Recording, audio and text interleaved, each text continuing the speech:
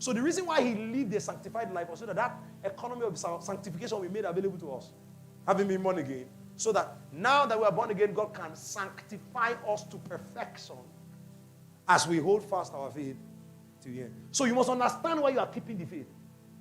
I'm keeping the faith to stay in that process of training so that I can be chastened appropriately, so that the righteous nature that I have is revealed in all my behavior, and I am completely saved in that context. That is not the end of salvation. The end of salvation is what happens when Jesus comes. The end of salvation is inheriting eternal life, inheriting the kingdom. So the kingdom is the end of salvation. But that is the dimension of salvation that finishes your preparation, your readiness for inheritance. So when you are born, you are an heir, so you are qualified to be considered to inherit God because you are an heir. It's yours. Then that's okay. Since you are the heir of God as God's son, can we discipline you? Can we train you and if you escape training, you are behaving like a bastard, so you will never get your inheritance. So we must submit to that. So when they finish the process of training, what happens is that the person that was qualified to be considered to inherit is now prepared for the inheritance. The economy of preparation is sanctification. What I'm teaching you now is what Paul called the meat of the word. But I'm not breaking it down. The meat of the word is Christ made to us wisdom, including righteousness, sanctification, and redemption. I'm showing you Christ first of all made to you as righteousness. That's the gift. Righteousness and everything that is in that realm. Then Christ now made to you as sanctification. And in this economy, it's still faith. It's just that in addition to faith, you will now need to be patient, endure. Why? Because it's leading you. The purpose of leading you is to lead away every strange god, to remove everything that is contrary on the negative side, but on the positive side, to reveal his conversation, his lifestyle in you. And that process is building you, is growing you. This is how eternal life grows. So that means that a holy man is a man that is very alive.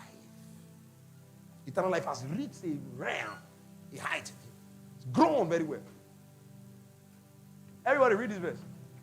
Read these verses. If you endure chastening, what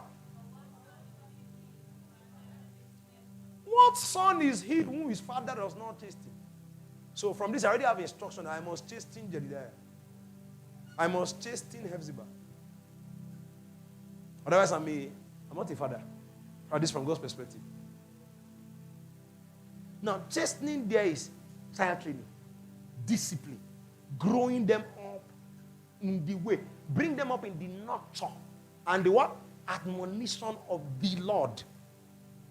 So the nurture, their nutrition, their nourishment, their raising must be the Lord. Their admonition, warning, correction, all of the Lord. The Lord is the way in which the child should go. Train up the child in the way that he should go. So when we receive the gift of righteousness, we are given, on the strength of that, the nature of righteousness we created in the image of God, so that we can operate in the way of righteousness, so that we can produce the fruit of righteousness, so that we can obtain by inheritance the crown of righteousness. The entirety of the gospel is the revelation of the righteousness of God. Yes, everybody read. If you are exempted, I don't know why it's Auntie Bingbe that is coming to my mind right now, but let's assume Bingbe decides, I want to excuse myself from chastisement. Father, can you give me my own peculiar arrangement? It's a unique arrangement. It's a loving arrangement where you exclude me from chastening. God says, you're asking to be a bastard. Because there's no arrangement where, because I gave birth to you to receive you. The new birth is the beginning of a journey that will end in you being received into my glory. Where both of us can sit together and God can go to sleep, so to speak. And the universe won't know God is sleeping. Because his sons are administering everything just like himself. And for the first time, God will go say, I found rest. I found my Sabbath. That's why, do you know that the token of the covenant God made with Abraham is circumcision? Do you agree? That was the sign of the covenant God made with Abraham in their flesh. Do you know the token of the covenant God made with Israel on Sinai? Who can tell me? What was the token of the covenant God made with Israel on Sinai? That covenant. The covenant that will make them a holy nation. What was the token? No, the law is the covenant, is the thing they are covenanted to. The what? The Sabbath. That was the token. God said they should be keeping Sabbath. You know why?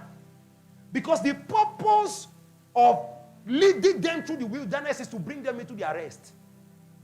And God never wanted them to forget rest. It's not just to rest. It's not just even just to rest in believing God. The point of the whole journey through the wilderness is to bring you into your rest. It was that promise of rest they did not enter. So God gave them a weekly Sabbath to remind them that He is taking them through this journey to bring them into rest. That means that within the economy of sanctification, because that's what's represented by Sinai, the Sinai operation. Let me quickly give you a breakdown. Noah represents the fullness of salvation. That brings in the new creation, the new heavens and new earth. That's what Noah represents. So God destroyed the old world and recreated a new one, so to speak. Now, Noah's ark had 3 levels. So in salvation, there are 3 levels. Let's leave that. Okay. Yeah, I'm not leaving it. It's true. Now, each of the covenants God then made made with men, major covenants, captured different dimensions of that salvation.